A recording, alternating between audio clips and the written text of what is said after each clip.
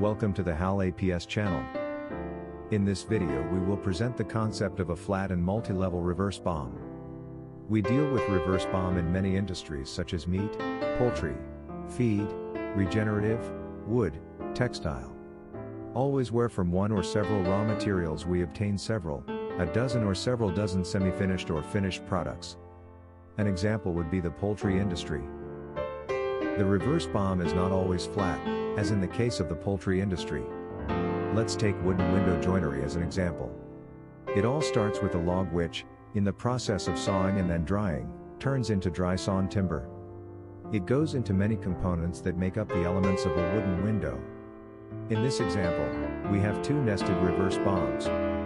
Reverse BOM and reverse BOM. In the first process, we optimize the sawn timber, cut out knots, and create A and B boards and waste. In the second process, we glue short boards using micro joints.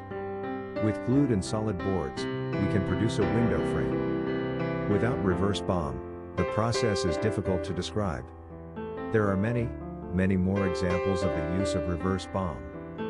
This is already happening in automotive processes, where we first obtain cores and then dismantle them to finally create a regenerated, full-value product. If this is interesting, please contact us.